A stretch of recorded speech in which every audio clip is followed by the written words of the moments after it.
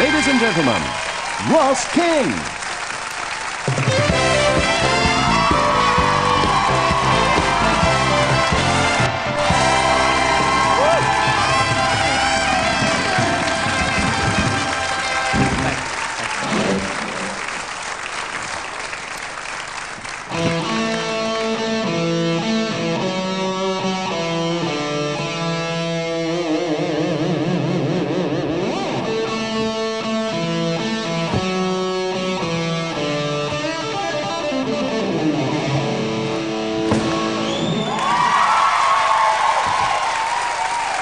Ross! No. Ross! No. Thank you. Thank you. Ross! Was Andy. that all right? Because that diminished pregnant 13th progression I did wasn't really right. Yes, thank you. Thank you, Andy. What, for blowing the gag? No, for actually getting me to do such an awful old obvious gag to start the show. Hey. Get off. No sympathy. You also don't realise that I've just about blown my chances of ever appearing with Britain's most famous instrumental group of all time.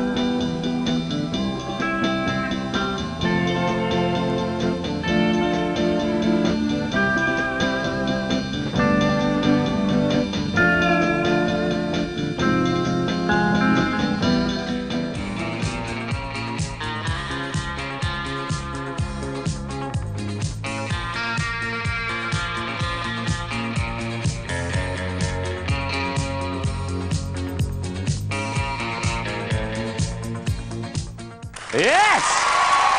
The Shadows! And out of the Shadows comes a new band. Two of the original members have teamed up with their sons. Yes, nepotism is alive and well. Here with Heartbeat, Warren and Ben with the dads, Brian Bennett and Hank Marvin!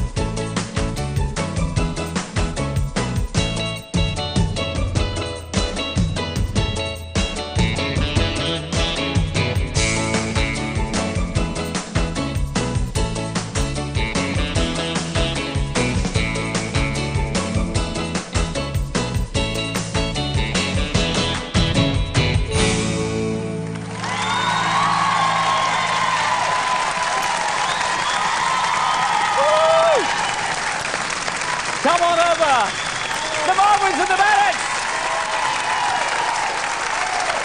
Oh, well. Come in, lads. Sue Ben. Warren. Oh. I think they like you. It's the family. Now, I have to say, it's the obvious question. Is it the end of the Shads as we know it then, now that you've got the family roped in? Well, it's an interesting question, but we don't really have a good answer to that because we really don't know what the future holds, apart from the next 20 minutes or so. So, who knows? Anything may well happen. I think anything may well happen during the show as well. Now, of course, you've got Ben and you've got Warren on the road with you. Guys, I have to say, the thought of going on the road and doing a rock and roll tour is wonderful, but to take your dads, doesn't this cramp your style just a little bit? Yeah, it certainly does. It's just a nightmare. I can't tell you how bad it is, really. Really? Yeah. Have you not been able to smuggle, you know, the girlies back and all that stuff? We tried a few times, yeah. Make sure they're in bed by 11. Then that's Oh, very wise, very wise. Now, is it a case of telling the lads, you know, don't do as I did, do as I say? Not really, no. They're leading the way at the moment, I think. Yeah. They just basically do as they want. Yeah, there's no problem. No, it's actually, joking apart, and I think we will, it's a great atmosphere to be with the boys because they've got a good sense of humour, they play well, and they're cheap. Now, back in the older days, chaps, I mean, you did have a very clean-cut image, but I want to know, were there real rockers underneath all that? Yeah, well, actually, I was fine, but Brian and Cliff were terrible. Really? Yeah. Oh, really? Tell me the gossip. We had a few raging parties around the world, and we used to finish a gig where we had riots. We'd go back to the hotel, we'd order 5 Cocos, and sit up till about 11:30. Really? You were on that edge there, weren't you? On the edge. Whose idea was it to get the whole family together then? Well, it came about in 3 different ways. The record company, first of all, Polygram suggested it, my manager suggested it, and Brian and I thought about it, all independently of one another, and we decided to do it. The boys were very happy to do it, I'm glad to say. So, what more can I say, Ross? Not a lot, but this man here's been very busy. I don't know Warren has as well, because not only are you performing, but also you write a lot for TV shows. Yeah, I've been doing that for the last 15 years, on and off. And about 5 years ago, I left touring altogether and playing drums to concentrate on TV work, you know. And you've written a few good ones as well, haven't Yeah, you? Come on, yeah. don't be shy here, Well, Brian. there's a few. Ruth Rendell Mysteries has done very well for me. Last year there was a thing called The Knock, which is going to be shown again next year, and a few other things. But I actually missed playing. Yeah. And when Hank suggested that we go on the road, you know, I couldn't wait. Yeah. And it's the same for you, Warren, for yourself, Warren, isn't it? Yeah, a lot of TV work I've been doing, a few ads, jingles and things. Jingles and things Jingles like that. and things, yeah. like that. But what is it like, though, when you're on stage and you turn around and you see your old dads there? Be very careful, you boys. Old dads. Yeah, Yes. it's great. It is good. Very inspiring. Inspiring. So is this the kind of thing then you'd like to just keep going on? Because, I mean, the other side of it is very successful for you as well, but you just fancy, like, staying on the road? Yeah, I'd like to do it again if it was possible. Yeah. There are no more members of the family that you might sort of, it couldn't be another Nolans or something like that. Oh, give us a break. Hello, folks. Another Nolans. No, fun enough, my daughter sings. She sang on my last album, did a couple of backing vocals there. But I hesitate to bring her on the road because she is trouble. Really? All right then. There speaks her dad. Now then, you're going to play a little song for us tonight. Got a couple of surprises later on as well, so hang around for that. Yes. You may well be surprised. A couple of the old things that we've got for you. Okay. Okay. Well, we'll just disappear. Okay then, and actually moving swiftly along on the subject of TV theme tunes, we've got another TV theme tune for you. Not, though, written this time... Are you going now? Are you going now? Not written by Brian, nor by Warren, but it's one you recognise from our very own programme here, Top Gear. This is the theme tune, and it's called Jessica.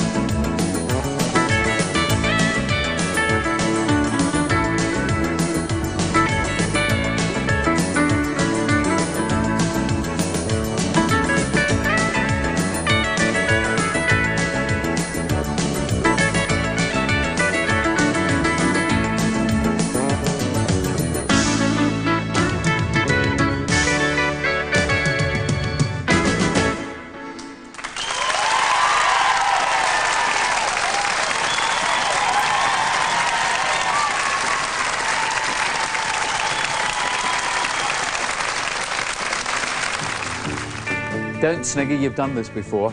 As you can probably tell, I know nothing about guitars, but I know a man who does. Show 'em, son.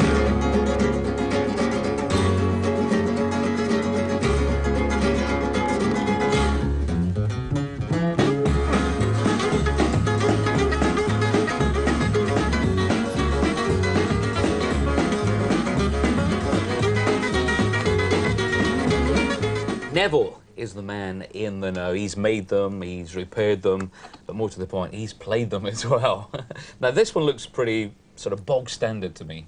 Well, it's very special, actually. It's a Gibson acoustic six-string guitar, designed back in 1937, would you believe, although it looks a very modern thing. It was designed for a country and western singer originally, but it's been in full production ever since. Very flashy, very ornate, and it's a very expensive guitar. This would be about £3,000, £4,000 now.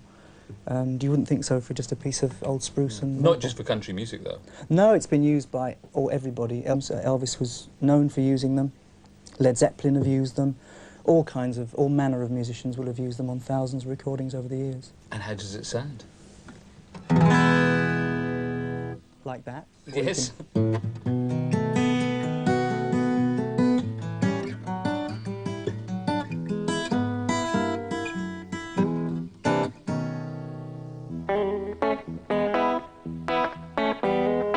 Neville, this one just screams Bill Haley to me. You're not far wrong. This is an Eddie Cochran guitar.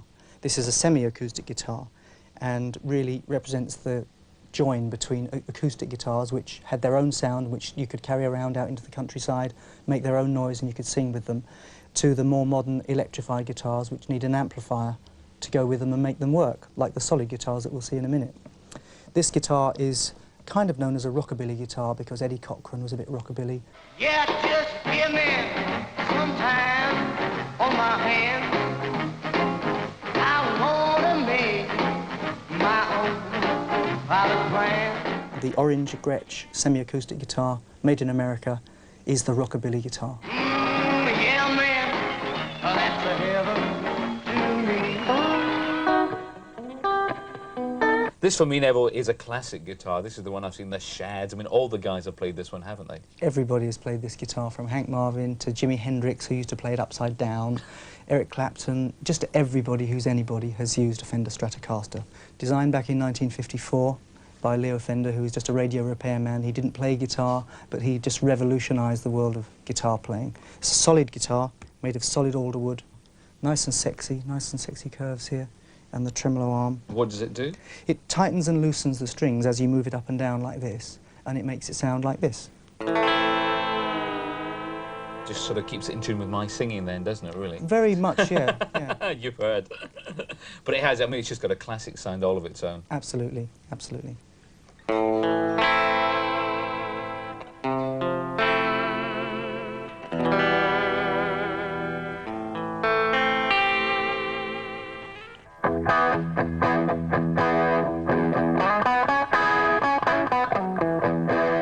We've seen three classic guitars, but this one is a bit of a mean machine, isn't it? It is. This is a Gibson Les Paul, made in America, and this was designed back in 1952 by Les Paul, the jazz guitarist of the 50s.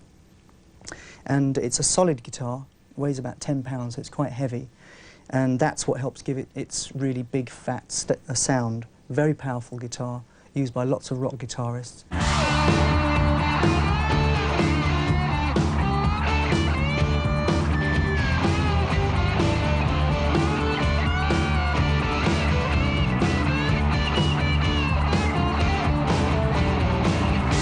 And it's just a beautiful guitar. It's got a very pretty quilted maple top on it. And it's got an amazing sound. Very raunchy sound.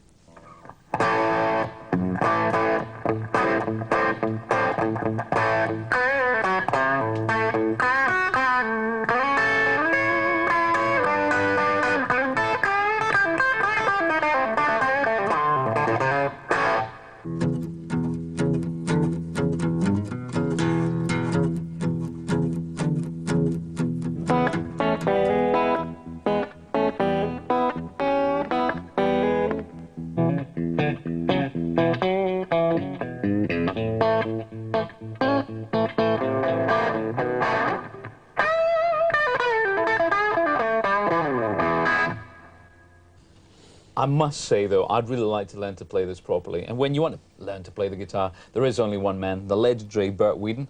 But how many people have learned to play now with you, play a day? Well, it's estimated about 4 million guitar players have learnt through Playing a Day, my guitar tutor. It's the world's biggest selling book, and it's been going now for about 35 years. So how did you come up with the idea of your Playing a Day books? Well, at the particular time, I'd been playing with all the big bands of the era, people like Ted Heath, Mantovani, Squadronaires, the BBC show band, and one of the very big publishing companies said to me, would you write a guitar tuition book, because there isn't one really that's available for everybody, and at that time skiffle was coming up. So I said, sure. So I sat down and wrote this book, and I thought of the title, Playing a Day. So I thought, let's teach them a chord so that they can at least start strumming and they can sing something to it. And that was the fundamental basis of it. And then, of course, it goes on to teach them the rudiments and the theory of music. But you were the first British guitarist ever to have a hit single. That's right. In 1959, Guitar Boogie Shuffle made a little bit of guitar history. And then also you had a guitar named after you, an American guitar, which is unusual. Yes, I was the first British guitar player to ever have an American guitar named after me. Guild Guitars, American company, brought out the Bert Weedon Guild. What is it, Bert, that's so special about the guitar? Well, first of all, it's the most beautiful instrument in the world, without any doubt. Secondly, it can play harmonies, chords, sort of, or it can play single notes.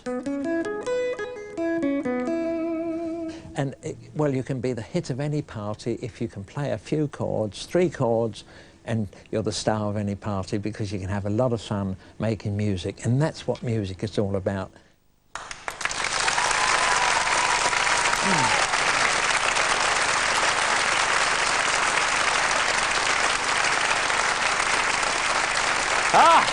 You see. From one leg end to another leg end. That's right. It's back with you again. Now, this is what I say, show me yours, Hank. Only if you show me yours. Because you've got your name in one as well. Oh, yeah, well, this is a signature model. It's made in the Fender Custom Shop, California. They're handmade. Beautiful bird's eye maple neck. Gold-plated hardware. And it's tremolo arm. Oh. You can Are you woggle trying to with. sell it to me or something here, No. Hank? They made, I think, 100 of these limited edition, but I understand they will make them to order. But I helped design the guitar. It's subtly different from the standard Stratocaster. I made some, what I think are improvements. So, it's worth a lot of money? I think they're over 2,000 quid. Oh my goodness me. I'll not be getting one of those for Christmas. Now, young Ben here has only been playing the guitar, what, 3 years now? About 3.5, 4 years, something like that. I can't believe that it took you so long. Why did it take you so long before you learned to play the guitar with a man like that as Dad? I just never really bothered about it before. I mean, it wasn't pushed upon me, so I just didn't really take an interest in it until then, really. That's why. Because I would have thought in the house you'd be just tripping over guitars everywhere. Well, my wife complains about that, yeah. But I think one reason Ben didn't take up the guitar was he'd heard me play. Now, of course, talking of home, home is Australian. Now, just in case people would think, how's Ben got an Aussie accent there? Yeah. Did Hank have a bike? Boom, boom.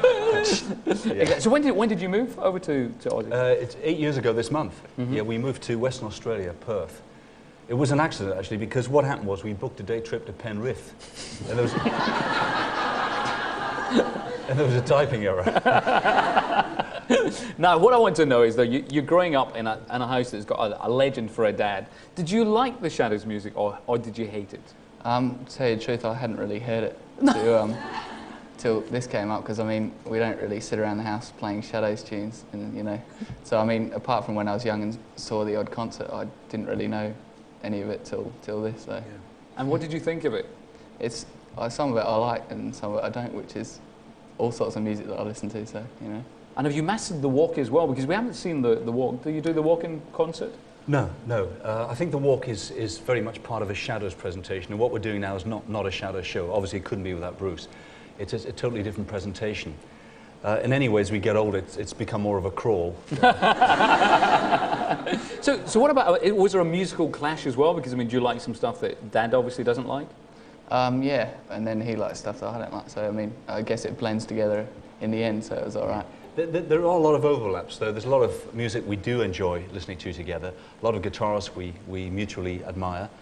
So there's not too many things, and it certainly doesn't affect the work we're doing together, because we're doing things that we like on the show and we enjoy doing.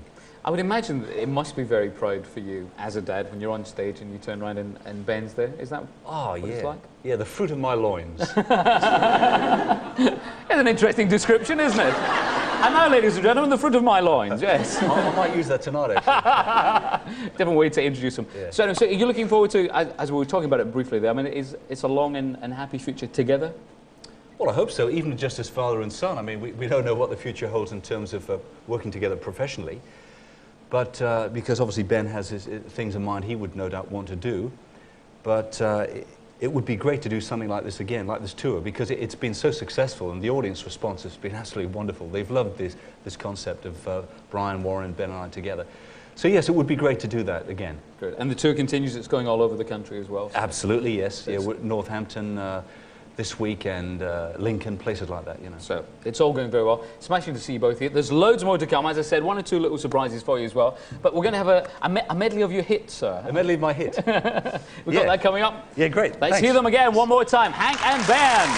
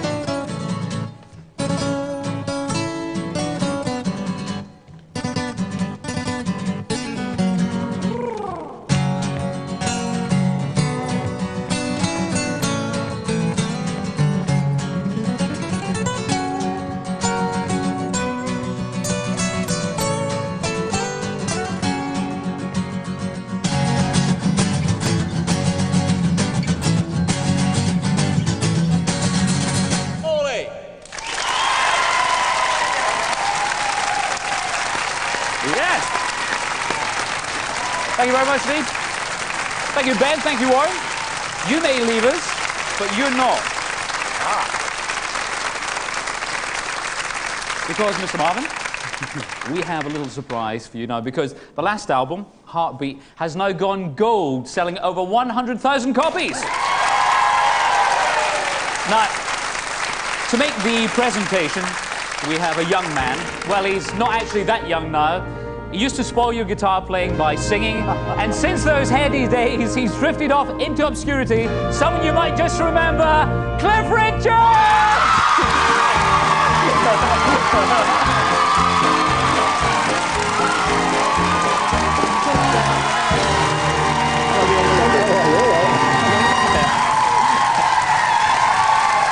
What can I say? Thank you very much. Listen, this is a real treat for me. It's really nice to get gold discs and things, but it's really just as nice to actually give them away. But you got something wrong, actually. Hank's record actually went cardboard. But it gives me great pleasure, particularly as I was featured on it. He very kindly asked me to sing some backing vocals. But it's quite an achievement in this day and age with all the competition flying around to actually sell records. So Hank, congrats, mate. Yes. Thank you very much. Now, it goes without saying that behave. Obviously, these chaps go back quite a long way, and I remember the shows from the 70s when I was at school. I mean, who can forget those clothes, those haircuts, but most importantly, those jokes. I know. Yeah. You asleep? Yeah. Well, you're not now, are you? What did you want to wake me up for? Well, I can't sleep. It's too light. Well, try pulling the curtains across. I've tried that. Look.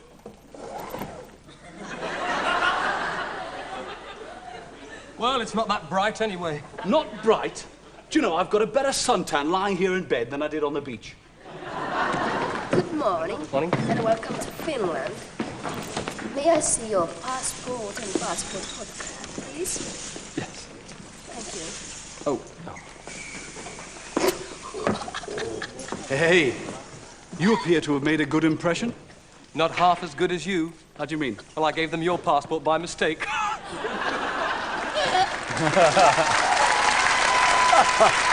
Oh, they don't. Thank heavens they don't. The question is, what was funnier, though, the haircut, the clothes, or the gags? I think it was all funny. I mean, it was a funny period, wasn't it? It was a wonderful period. Now, when you first met, what did you think of each other? Oh, the very first. well, I asked Cliff to dance. And I accepted. And then you won the competition, and that was it. We did. Actually, Cliff was being fitted for his famous pink jacket. Do you remember the pink jacket? Yeah. Yeah, you see. And Bruce and I came up to meet me the there. tailors, and Cliff looked at us and kind of sneered at us, as only he can. Brilliant. And we sneered back at him. And then we became good sneerers. That was the first time, although, I mean, I mentioned it on stage that, in fact, I tried to get started in the Two Eyes Coffee Bar. And in fact, unknown to me, you and Bruce were both down there, but they were actually, I think you were serving the orange juice, weren't you, and the cappuccinos and stuff, which is a good job to fall back on if all of this falls through. Absolutely. Absolutely. But we didn't actually meet then, but that's right. In fact, the guy that was acting as my manager at the time, John Foster, came back to me. I just got the chance to be on this massive tour with the Kennan Twins, and I needed some extra help, obviously. And he came back and he said, I've seen this guy. He looks like Buddy Holly. He plays like, what's his name? Bert Weedon. Bert Weedon. And Bert Weedon. Ricky Nelson's guitarist. And I said, well, we've got to meet. And that's how we did. And I was about to become the best-dressed pop star of the time. And so we decided to meet in the Taylors. It was great. The shows and the movies, I have to say, did come across as being good fun. Were they good fun when you made them? Oh, they were. I mean, I look back on it now thinking they actually paid us to do that. I mean, it wasn't a lot compared to what they get now. They paid you? Oh, didn't they get, we didn't get paid. Oh, didn't get paid. Oh, I'd sue somebody. No, it was great fun, wasn't it? I mean, that's all it was, really. It was a lot of fun. There was no great depth to any of the stories. It was a vehicle for us to have guitars and sunshine and try and create a happy mood. Well, you got the guitar. How good a guitarist is this man? Compared to who? Your good self. Compared to you. I think compared to you is brilliant. Yes, compared to your good self. Cliff is actually very underrated. In fact, I was speaking to someone just the other day who they're going to interview you last night for a guitar magazine about your guitar playing. Golden Giltrap. Cliff does a lot of accompanying work to his singing, his own accompaniment. His own accompaniment. And I think he's a lot better than people give him credit for. I just do what I need to do to get by, really. In fact, funnily enough, it's probably because of the Shadows that I stopped playing, because they were so good. I just went out front and wiggled a few hips around, you know. And you see, it was worth it after all. So could you get by for us just now, then? I could get. What are you going to do, though? The one we talked about earlier on. The one we rehearsed. Oh, that one. Oh, good. Oh, good, okay. What was it? I'll start. Travelling light. Oh, Travelling. Follow me. See? Brilliant. Right. Don't put me off. Got no bags and baggage to slow me down. Well, I'm traveling so fast, my feet ain't touching the ground. Traveling light, traveling light. No, I just can't wait to be with my baby tonight. No, I meant no, don't join in. I got no comb and no toothbrush. I got nothing to haul. I'm carrying only a pocket full of dreams, a heart full of love, and they weigh nothing at all. Soon I'm gonna see that love look in your eyes. In your eyes. Well, I'm a hoot and a holler away from paradise. Traveling light, traveling light. Well, I just can't wait to be with my baby tonight. I think I'll take a solo here. Will you?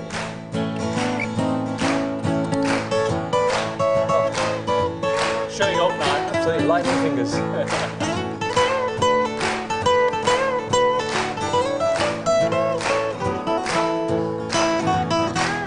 Traveling light, traveling light. That is so sweet. Well, I've got no comb and no toothbrush. Got nothing to haul. I'm carrying only a pocket full of dreams, a heart full of love, and they weigh nothing at all. Soon I'm gonna see that love look in her eyes. Well, I'm a hoot and a holler away from paradise. Traveling light. It's a big finish. I just can't wait to be with my baby tonight. I'll have another hum. And what the words? Oh.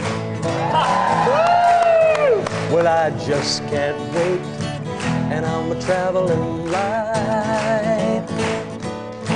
Yeah!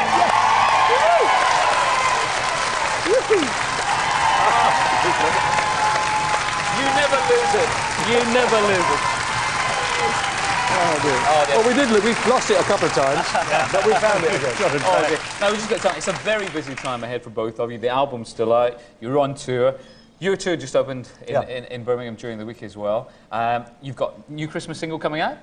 With Phil Everly. Yeah. I mean, I work with all sorts of legends, and it's great. I mean, He's not proud, are you? No, I'm not proud. I'll sing with anybody. And tennis, of course. Where would Birmingham be without your tennis? Well, both. Christmas time? Hank very kindly offered to play tennis this year. We're at the NIA, and we're there on the 17th. Are you going to be? I think you might be there as well. Yeah, well, it's a great evening. I mean, in point of fact, I hold the crown there at the moment, but I could well lose it because he's really good. I usually invite people to be on it that can't play, Hank. That's why I was there last year. Can I Fine, tell yes. him what you said to me? Cliff said, hey, he said, do you mind when it's all over if we sing Travelling Light and Living Doll? I said, no problem. He said, but only if I win. Well, I won't be able to sing if I'm crying. Oh, dear. Now, it's actually National Schools Meals Week right across the UK. Did you have a school dinner? Yeah, I love school dinners. I mean, as you can see from Hank, he did as well. His went right down his waistcoat, I think, by the looks of it. I used to love it. I mean, I can remember, I used to swap food. You know, I used to be a real dessert man. I love puddings, and I used to say, well, I'll give you my meat if I can have your custard, or you can have my potatoes if I can have whatever you got for pudding. And I'd end up with this great plate of pudding. I can imagine it now. Really bad for you, which is probably why I had a weight problem when I finally could afford to eat properly. Yeah, just piled it all on there. Piled it all on, mostly sweet things too. Well, Christmas is always a very special time. It wouldn't be Christmas without your tennis and without your single as well. Look forward to all that, and of course, continue good luck with the tours. Thank you, Ross. You guys must just, when you're on stage playing all the hits, it must take about 6 hours. for each gig. It is taking me about 3 at the moment to do all my top 5, yes. Are you doing them Yeah. slower than normal then? No. We're going to hear another one now. No, I'm not going to do it anymore. You're not going to do it. Cliffy's taking the half now. No. We're going to hear you now. We're going to hear you sing. Okay. Living Doll. Thank you. Yes. Cliff, Hank, Brian's there as well. Oh, that's nearly it for today. I shall be back next Tuesday. Meanwhile, let's go with more music from Cliff, Hank, and Brian. Living Doll. I got myself a crying, talking, sleeping, walking, living doll. I got to do my best to please her just 'cause she's a living doll. I got a roving eye and that is why she satisfies my soul. I got the one and only walking, talking, living doll. Take a look at her hair. Well, it's surreal, and if you don't believe what I say, just feel. Gonna lock her up in a trunk, so no bigger hunk can steal her away from me. Got myself a crying, talking, sleeping, walking, living doll. Got to do my best to please her, just 'cause she's a living doll. I got a roving eye and that is why she satisfies my soul. I got the one and only walking, talking, living doll. Taking it solo.